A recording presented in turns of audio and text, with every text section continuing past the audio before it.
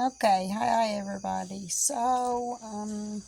Yesterday there was a slight delay in this testimony, my happy testimony, but that's okay because the Lord told me that I could just, wait on it and get some things situated in the spirit before I did it.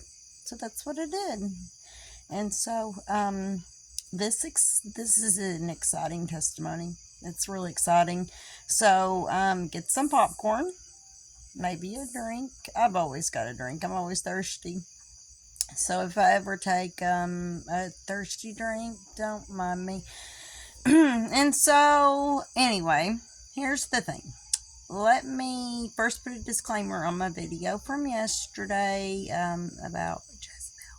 So, we don't ever harm anyone. Never. You never harm anybody's flesh, So, this is what I have to say about it, okay? We fight not against flesh and blood, guys, but against principalities and powers, against the rulers in the darkness of this age, against spiritual wickedness in the heavenlies. So we never, ever be violent toward anyone, because that never solves nothing. You pray through it, You pray. So there's my disclaimer for my video yesterday, because I just watched it and I was like, I don't want anybody thinking that I'm promoting anything that would harm anyone, because I'm not like that at all. I would never. I don't like Beelzebub, but I don't even really harm him. I just rebuke him. So, anyways, let's get into testimony number 3. Okay, this is the good one. This is a good one. And so the Father told me yesterday that I could release a happy testimony, because my other ones have been a little bit sensitive. And so here's the happy testimony. Don't mind the flashing lights. When you watch my videos, sometimes you're just going to deal with, locusts screaming, an ambulance in the background like right now, a train, people manifest, things happen. We have to push through it, okay? And so that's what we do. Okay, so the happy testimony. So this is based on character, okay? And so you always want to be yourself, be genuine, and you treat others like you want to be treated. That's really what it boils down to. It's pretty basic and pretty simple, you know? And then, because you just never know when, like, later on in life, what you did in that moment can make a difference for you. And that's what this testimony is about, guys, okay? So, here's the deal. Back in, I guess it was like maybe the beginning of 2010. I think, yeah, I guess it was the beginning of 2010, somewhere in that area. I was living in a little like studio apartment basically, and I was going to school. I was going to college and stuff, and one of my friends wanted me to like look for an apartment with her and be roommates, and I was like, I'm not feeling it. I don't really want to live with anybody. And so I was like, well, I'm looking at buying a house, and so I can't lie. So I started looking to buy a house. It wasn't my plan, but I didn't want to hurt her feelings, but I didn't want a roommate, and so I just blurted it out. I'm gonna buy a house, okay? But then I'm like, well, I can't lie, so now I gotta at least like put some effort into the buying the house thing, right? And so that's what I did. And so me and my friend, we went driving around, and we were looking. And we were looking at like houses that were way out of my price range, okay? I mean, they were out of my price range, but I was looking. And so that's we pulled up at this house, and we wanted to see the inside of the house. And so my friend was like, you know what? He said, the realtor is, we worked in the same place, me and the friend did, and that person happened to be, a person that frequented the establishment was the realtor, okay? I guess that's the best way to put it, because I don't want to put on my business out there, but it was a well-to-do place that I worked at, and she was, a successful business lady. And so we knew her, knew her personally. And so he called her and was like, hey, can you come show us the house, And so that's what she did. she came and showed it to us. And, I got to thinking about it and thought, she knew we didn't really have the money to get that house. I mean, she knew we made decent money. I mean, we made good money, but that house was like not in our price range. And so she came to see us anyways because I think she just wanted to hang out and have some fun for a few minutes, which I don't blame her. It was fun. We had a lot of fun and we went looking at the house. And so we did. And I liked it because I got to get some ideas of like if I ever built a house, what I would do. I like seeing intriguing things. So that's we went through and I saw some really cool stuff. And we had a lot of fun and we were hanging out on the porch afterward and I just let her know this like I didn't even have a credit card, okay? I didn't have a credit card. I didn't have a background. I didn't have any type of credit history. I mean, I didn't have a down payment. I had you're supposed to have ducks in a row. I didn't have one duck quacking, okay? I had maybe an egg that was gonna break open because I had a bank account. This is such a true story, okay? And so we're out there talking and she's like, and she said, I think that there's a new project in town where the government's funding the rehabilitation of a, pretty nice neighborhood in the middle of town. And they're revitalizing it and they're wanting a certain type of person to buy these houses. And then you get a government grant on it and you get money back on it and all that. And she's like, they've got 3 of them built. They're building brand new houses. And then there's a couple of them, they're revitalized and they're redoing them. But she's like, so you want to go look at them? And I'm like, well, yeah, we want to go look at them. Because, in my mind, I'm thinking, mind you, I had no money in the bank, okay? I had maybe 10 or 20 bucks or something because I like to keep my cash on me. Back in the day, I didn't want to keep all my money tied up in the bank. And so we went and looked at the houses. She called the city manager. We went and looked at the houses. And first house we went and looked at was a 3-bedroom, 2-bath house, brand new. They hadn't even done the flooring in it. They were still working on building the house.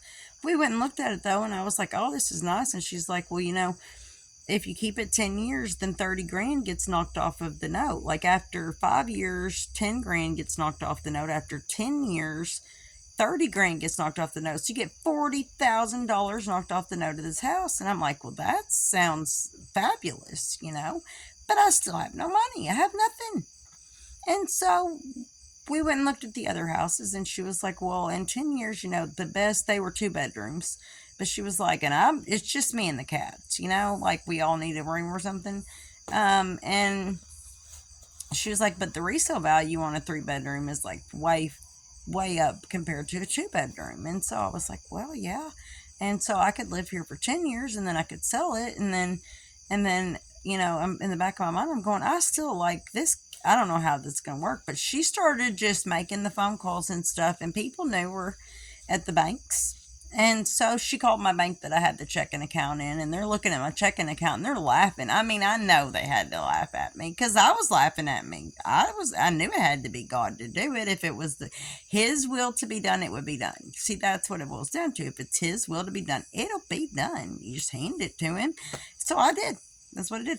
I handed it to God. Just I'm throwing it to you, Father, because I can't do this. Obviously, I can't do this.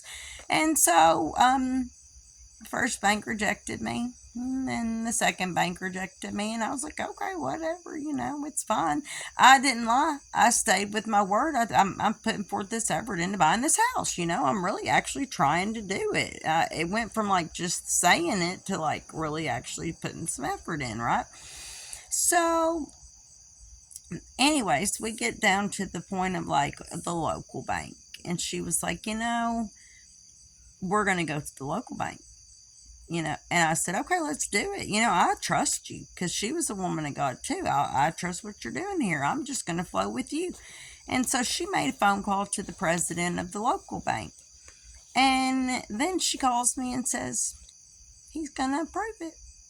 You got any credit cards or anything? And Nope, I have where I paid my utilities on time.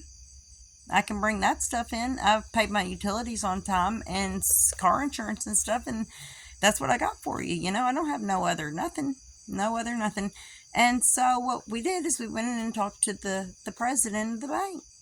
And I told him what I had.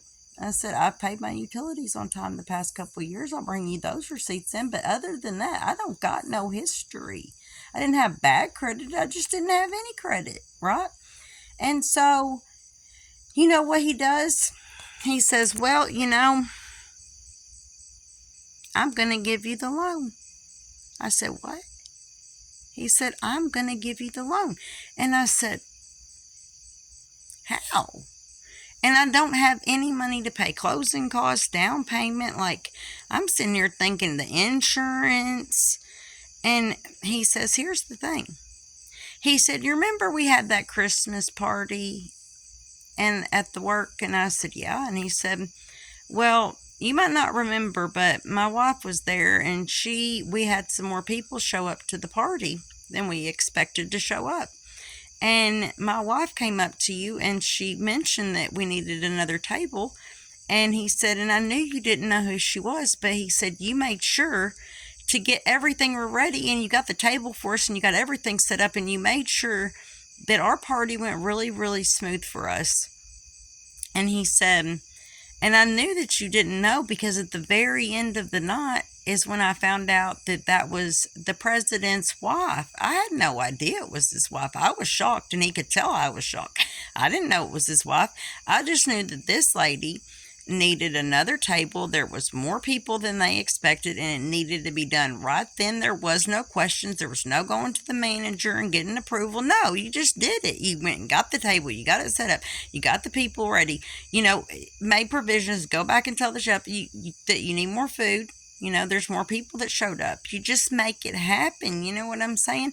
And so that's what I did. And I didn't think about it. I didn't think, well, who is this lady telling me? All I knew is these people needed another table. Okay, and so that's what I did for them. I just got on the table and I kept it moving. Didn't think twice about it. And so later in the evening when they were leaving is when I found out that was his wife. And I was like, I didn't know.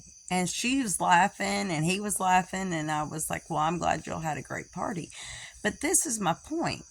He said, because of the way that I treated his wife, not knowing who she was, and the way that I made sure that the party went very smoothly, no matter what, it showed my character.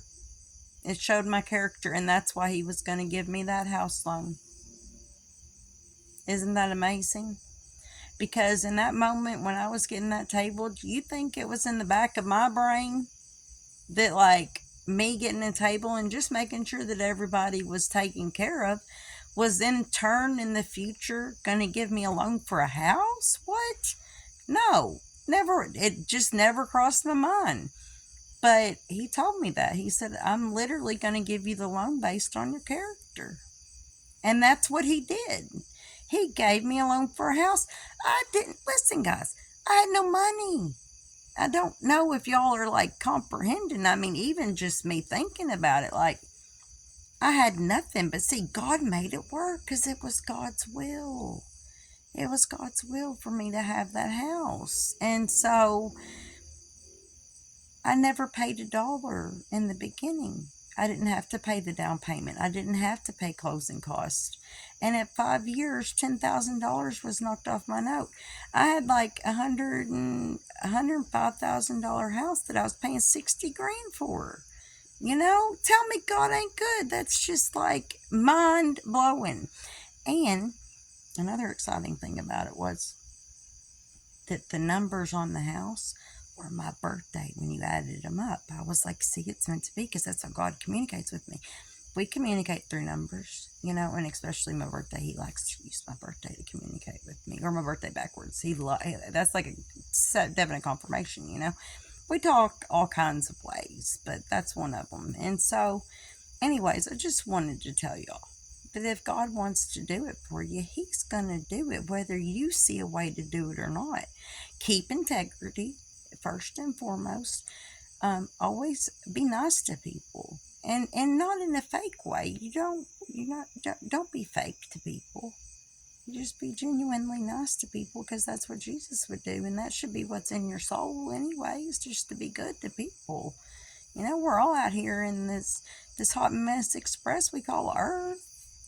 Nobody wants a Debbie Downer.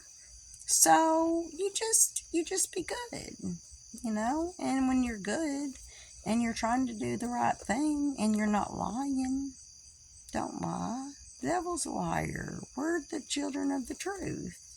You gotta be. Jesus said, I'm the way and the truth and the life, and nobody goes to the Father except through me. And so when he says he's the way, that's true, he is the way, and he's the life, and he is the only way to really have a satisfying life. And then he says he's the truth. I think the truth's pretty important, pretty important. So keep your word. Just like I didn't know I was going to buy a house, but I put forth effort because I can't lie about it. So because I didn't lie about it and I put forth the effort, faith without works is dead. So I put in the work. Then the Father was like, boom, bingo, and just dropped this house on me, So just, stick with it, people. I love y'all.